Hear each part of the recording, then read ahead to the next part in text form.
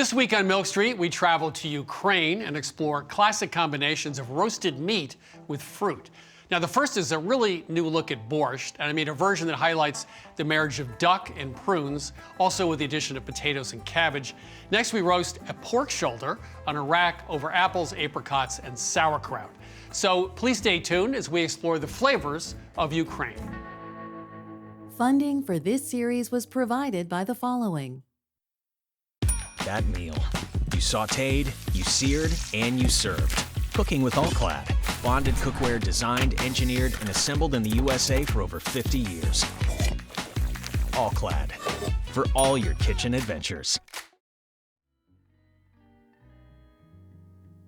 This is true of Ukrainian cuisine in general, I think, and this is how I think and feel about cooking, is being led by ingredients and by seasons. If it's summer, I'm gonna have some tomatoes, some red peppers, etc. And then I just look at the ingredients and then I just figure out what I'm gonna cook.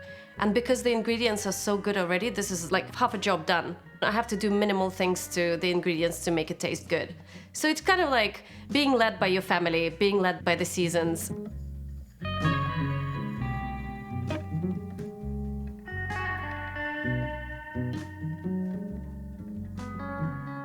Borsch, a quintessential Ukrainian dish, our national dish really. This one I came across in central Poltava, and it involves duck and prunes, and it's just absolutely gorgeous. But of course, there are different versions all over Ukraine and beyond. So we're gonna start with stock, a couple of liters of water.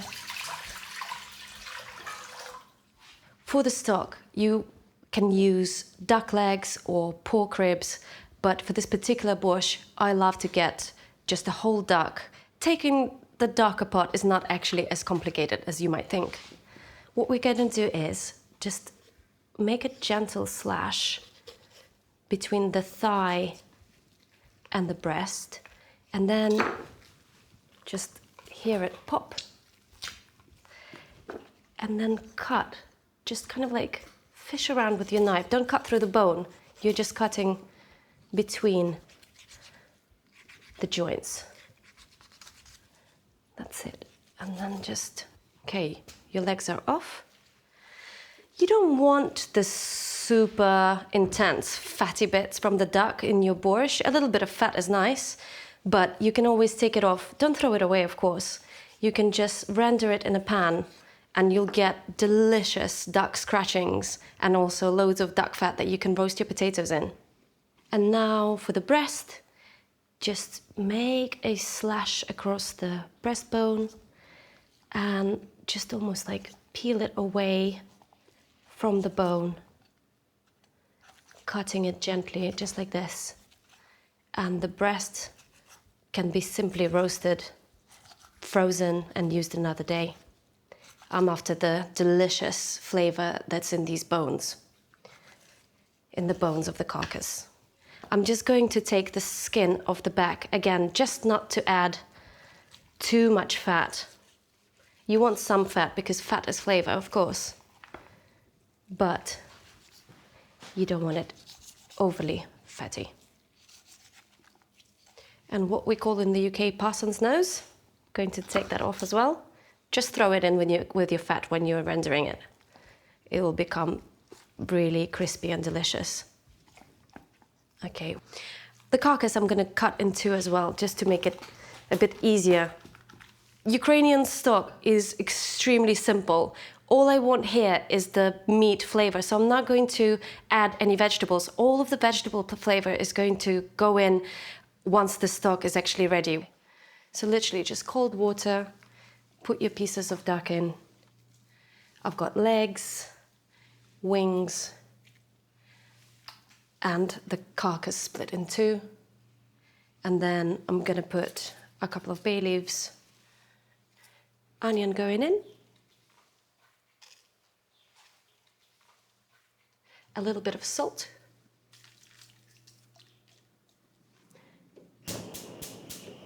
So the stock is on. At some point, some foamy bits are going to come up to the surface. I'm just going to skim them off. And it's just going to take about an hour and a half until the duck is soft and falling apart. All over Ukraine, you get very diverse kind of versions of borscht. It also varies depending on the season, what grows locally or what kind of meat you use locally. And this one is actually a Christmas borscht. So you add kind of like dried fruit to borscht during Christmas time. Initially, it would have been to add more nutrition, but of course it also gives it like this amazing flavor. And the reason why I make it with duck is because my mom actually rears ducks in Ukraine, so we always have ducks at hand. Like all the freezers are full of ducks. So, and it just really goes well with prunes, I think. So yeah, it's one of my favorite borschts. So now the stock has been on for about 10 minutes and there's some impurities that have come up to the surface. You just need to skim them off.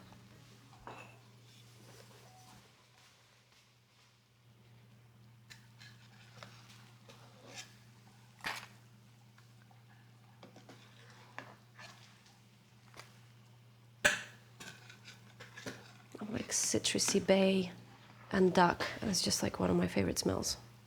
So I've peeled my beetroot, but if it's young, I sometimes don't even bother to peel it. I'm just going to slice it into thin matchsticks, and then I'm just going to very quickly pickle it in a little bit of red wine vinegar. Whenever you're cutting vegetables that are really round, you want them to be stable, and the easiest thing to do is literally just to cut a little cheek off, just like that, and put it on the cut side, and then you've got a stable beetroot.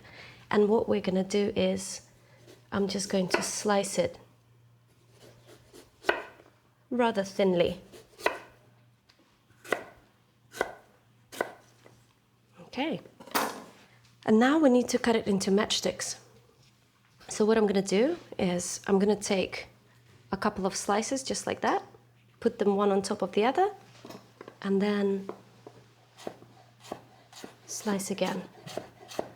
So in fancy chef talk, this is called Julienning, but really you're just cutting matchsticks. Just like that. This is the type of thing that you want. And I'm just going to put it directly into the vinegar. We just need to chop this onion as finely as you can. And the onion is there, of course, to add sweetness to borscht, which is very important. It needs to be a really brilliantly balanced. So another element that will bring sweetness to borscht is carrot. And you can julienne it like we did with beetroot, but you have my permission to go the easy way and just give it a rough grating on a grater. And this will actually help to draw out as much of the natural sugars out of the carrot whilst it's cooking. Okay, cool. So, carrot done, onion done. We'll put the onion in first.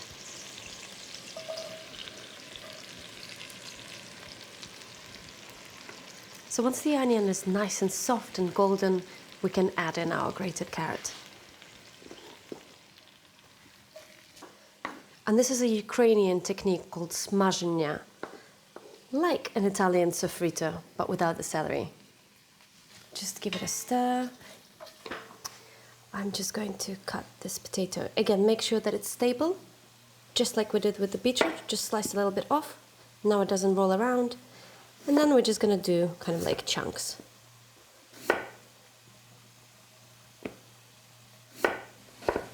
And now that you're done with that, and that the onion and the carrots are soft, I'm just going to add the beetroot.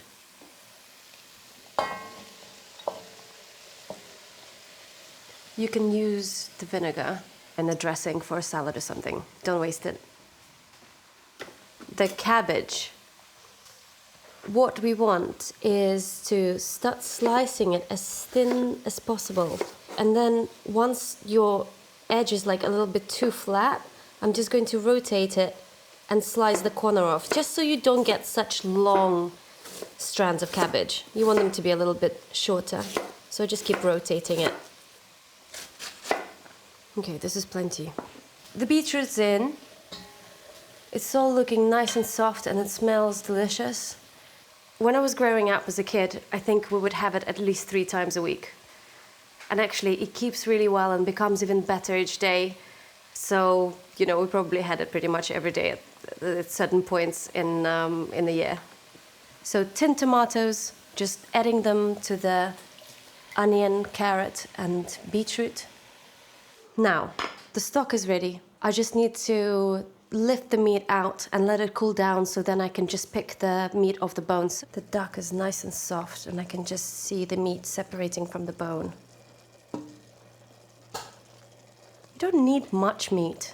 It's mostly there for flavoring, you know? It's all about that gorgeous veg.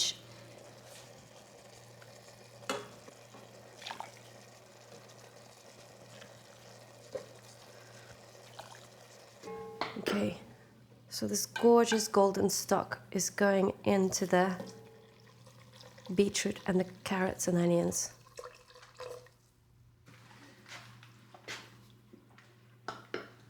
Now that the stock is in with our vegetables, I just need to cook these potatoes for 10 minutes.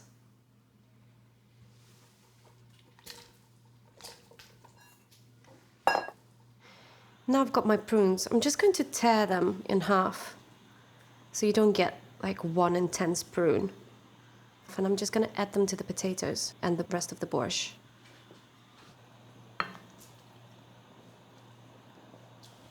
Okay, give this a stir. So with the duck, I am going to pick it off the bones because it's just much easier for my children to eat. And if you feel funny about the skin, you can discard it, but my kids love it and I really like it as well. There is actually so much meat on the carcass. There's loads of bits clinging to it and I'm just going to pick them off and add it to the rest. Right, getting the last bits of meat of the carcass, and of course, do not forget about the oysters at the back. So just in the dimples of the back, there's a really delicious morsel. When we were traveling all around Ukraine, collecting recipes and stories for my cookbook, Summer Kitchens, we found so many different types of borscht, even including baby eel in north of Ukraine. There are just so many variations. Like today, a summer borscht, which also involves red peppers.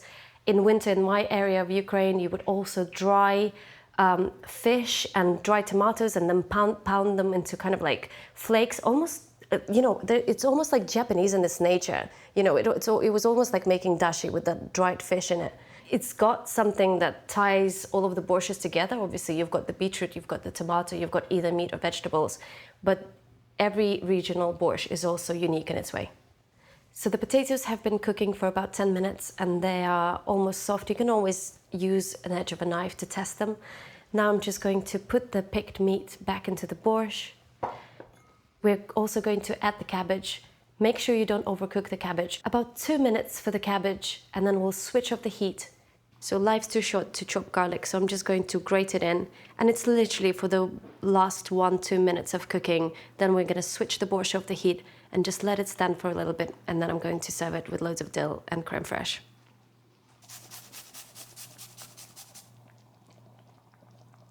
So my grandma Lucia used to say, the borscht should have so many vegetables in it that when you stick a wooden spoon in its center, it will not budge, it will just stay there. And I think today, I mean, this kind of thing makes me extremely happy. I don't need much, but it's working. Lisa would definitely be proud.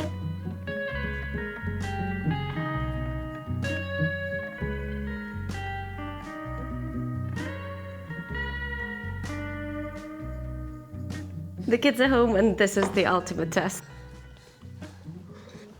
What's the flavor profile? Beetroot. And? Duck. And?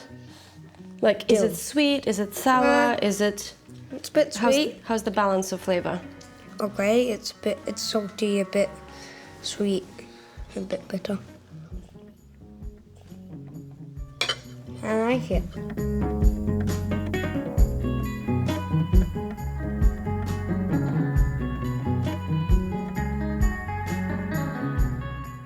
Today I'm going to show you how to make an incredible roast pork recipe which involves all of my most favorite ingredients. So kraut, apples, caraway seeds, fennel seeds, mustard. It's warming and delicious, and it actually started life as a Christmas dish, but we love it so much we make it all throughout autumn and winter.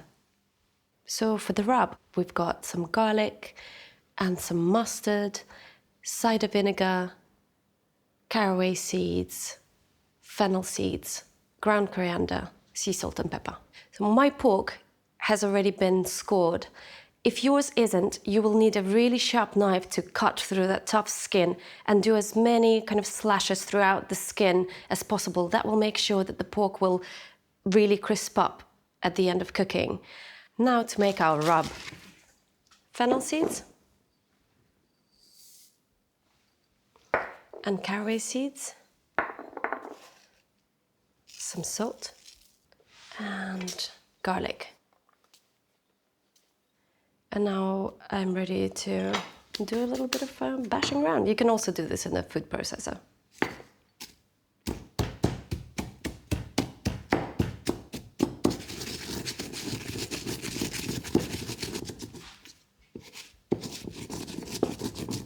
You want the garlic kind of like finely ground. If the spices are roughly ground, that's absolutely fine.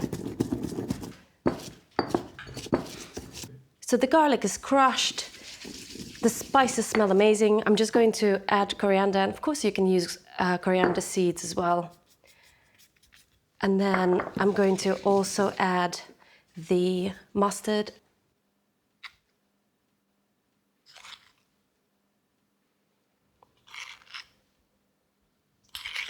You can experiment with your mustards. Normally I would use Dijon, but today I'm using something else. It's actually a wasabi mustard. And it smells amazing. And then cider vinegar.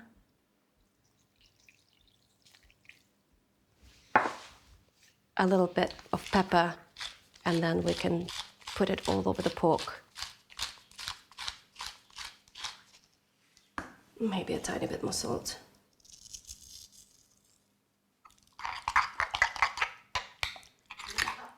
So I'm just gonna take a couple of spoonfuls and put them in the fridge. I'm gonna use it later. I mean, you can use a spoon, but I'm gonna go in with my hands, just to make sure that you rub it all inside the meat and the skin.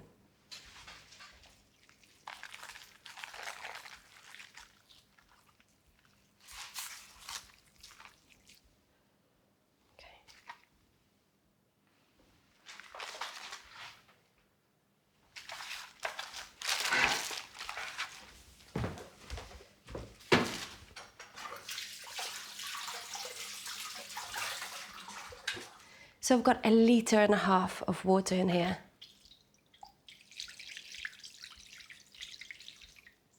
Now I'm going to create a bit of a tent with foil, so the steam is trapped in.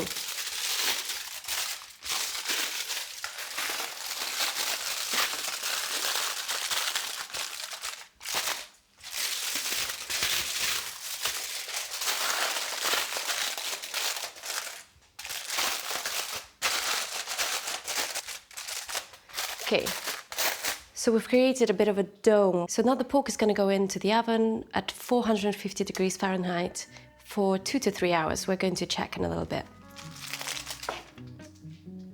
Be careful, because you've got water in there.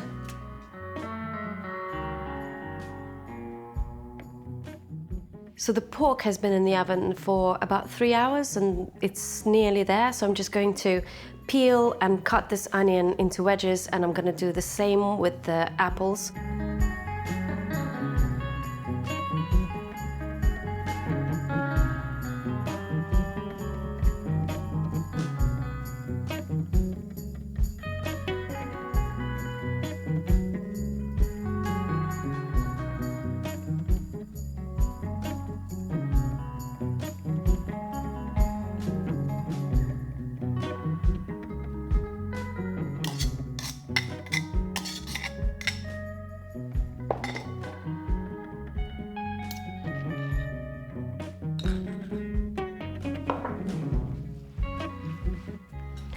This mixture smells amazing. Okay, I'm gonna take the pork out of the oven.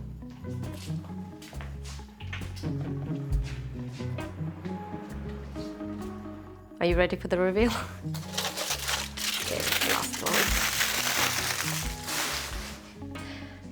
And now I'm just going to take the rack off, transfer it over here, and then I'm gonna skim some of the fat off the top of the liquid. So I'm just gonna put the kraut, apple, and onion mixture all around the edge of the tray. So I'm gonna leave a little bit of space in the middle, so when I put the rack with the pork back on, there's enough space for the air to circulate and roast the pork further.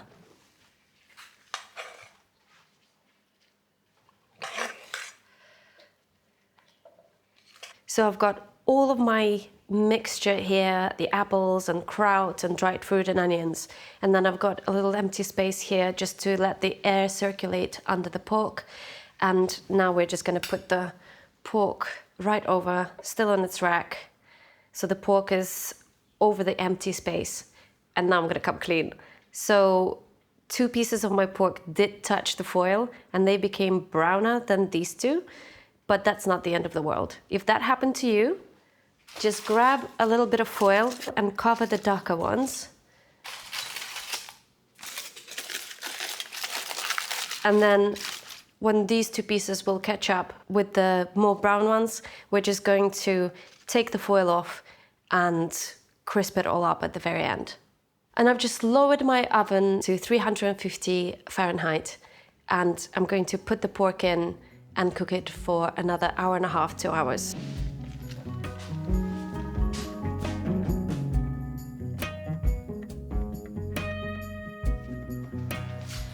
To me, it looks amazing. What you do is take it off the rack and rest it for about 10 minutes. I'm just going to mix the kraut and apple mixture through just to collect all of those juices. And then, you know, plate a little bit of everything. A bit of kraut, a bit of apple, a little bit of the onion. This would be amazing in a bun, just saying.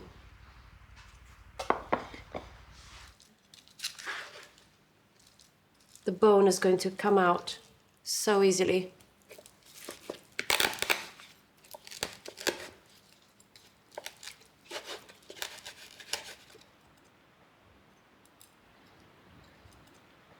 So look, a little bit of pork, then a little bit of this apple as well, and maybe some of this crispy situation here. I don't know how to describe this to you, how good this is. It's just the best pork recipe that I know. It's so delicious.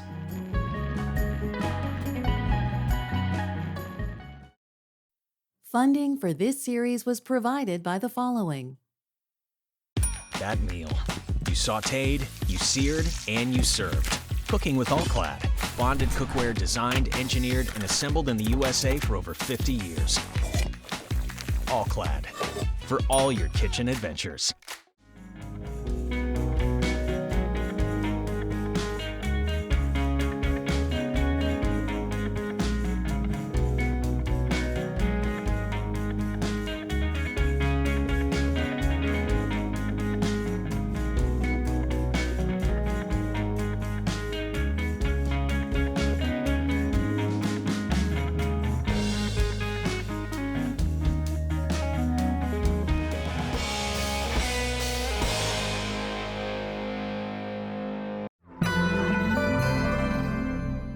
Hey everybody, Christopher Kimball here at Milk Street, and thanks for watching us on YouTube.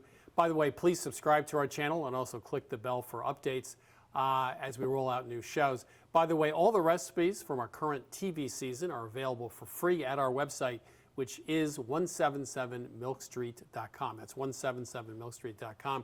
Thanks and enjoy our shows.